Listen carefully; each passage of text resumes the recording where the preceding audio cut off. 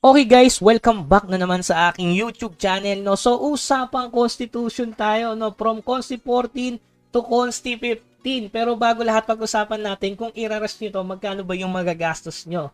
Siyempre, una-una dyan yung herb leaf. So ilan yung kailangan na legendary na herb leaf? Almost 160 pieces. Ang pagkakalang ko kasi puro 8 to hanggang level 5. So 8 times 5, 40 times 4, 160 ang kailangan nyo. So magkano yung sa gold? Palagay natin ang herb leaf, ito, is nasa 20 gold each. Siyempre habang tumatagal, since marami naman nakabenta 20 gold, so almost 3,200 gold yung kailangan mo dyan. Para sa herb leaf pa lang yun. Guys ha, ang susunod naman yung reishi. Ang reishi is 3 naman lang ang kailangan yan. 1, 2, and 3. So 120, siyempre ang pinakamahal sa mga ano na yan is yung reishi. So nasa 30 gold. O palagay natin 35 gold kasi pag binili mo yan, ang kailangan mo yan is 120. So sa 35 gold natin tuusin. So almost 4,200 gold na yon. At saka yung pinakamura at last, yung herb root na ang presyo ay nasa 20 gold. So kailangan mo lang ng onchetan yan, 80. So 80 pieces times 20, so nasa 1,600.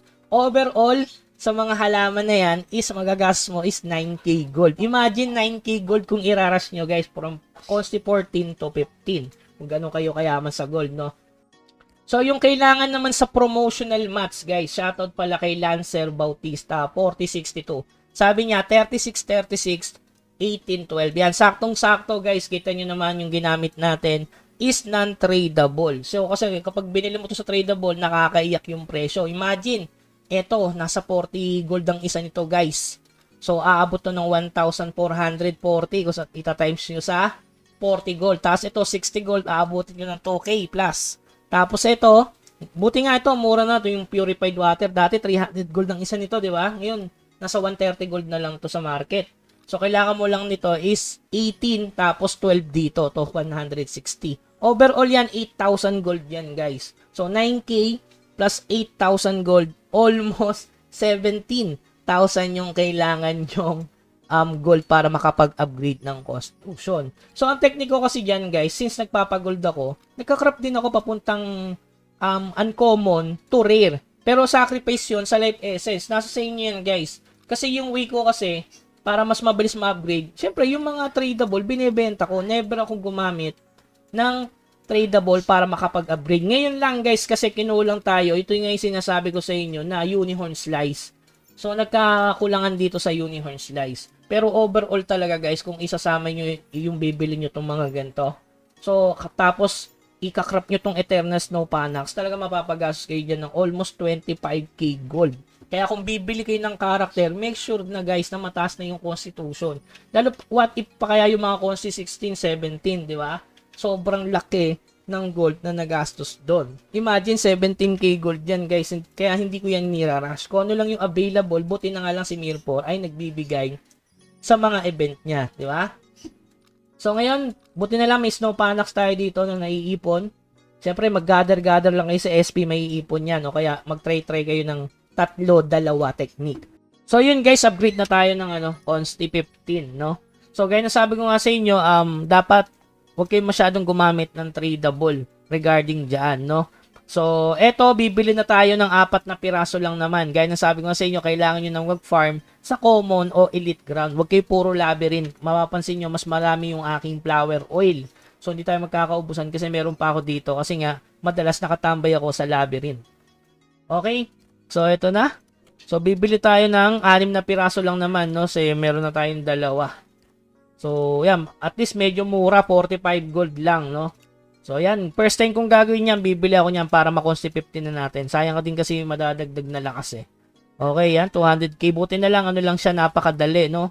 Hindi siya energy. Ano lang siya, tawag ng copper lang, no? Regarding sa Snow Panax, kayang-kaya niya yan. Ayan na, guys.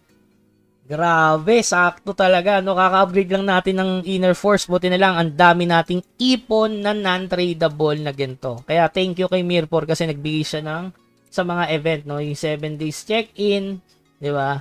So talagang napaka-goods. Hindi na tayo mapapagastos ng mas madami. 4M, ayan na guys, Consti 15. Let's go. Pang! Grabe, 308 yung nadagdag na naman sa lakas ni Bugs. Ayun, no? Napaka-solid niyan. Ngayon, tingnan natin sa Conquest. Ay, ano nga pala kailangan dito, no? Great Sabok.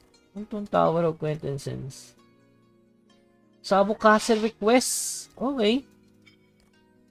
Millennial 3. Ito, pwede na ma-upgrade, oh. Wala lang akong Dark Steel. Ayan, pwede na i-upgrade to, guys. So, dagdag lakas na naman ng physical depth. Ito. Uy. Ala, may tatapusin pala mga quests. Hindi ako ready. Hidden Altar. Okay. Kailangan palang tapusin yung mga yan. Wala, ang dami mo pala. Tower of Conquest. So, yun, kailangan magtapos ng quest, guys. Great Sabok Common Mission. At saka yung request sa sabok pala. Okay, isa-isahin ko to, guys. Ang dami. Ang dami. Yan. So, yun lamang, guys. Keep grinding, no? Lagi nyo natandaan yan. Keep grinding sa MS. Kailangan nyo talaga yung unique MS farming. So, kailangan nyo mag-drop set para mapabot nyo. Ayan, 251 na tayo, guys. Ayan. Hindi na siya fake PS. Ito yung pang PvP natin. Yan, 251 KPS na tayo, guys. Okay? So, yun lamang, guys. Shoutout muna tayo. Shoutout kay Alad Ace. Boss Bugs pa shoutout ng server 073. Shoutout din kay Crad24 ng server 071 pa shoutout. Boss Bugs. So, last shoutout tayo, Lance. Yun, shoutout kay Lancer Bautista. Kasi siya yung nagsabi ng 36, 18, 12 for Consti 50. Okay? So, yun lamang, guys. Hanggang sa muli. Paalam.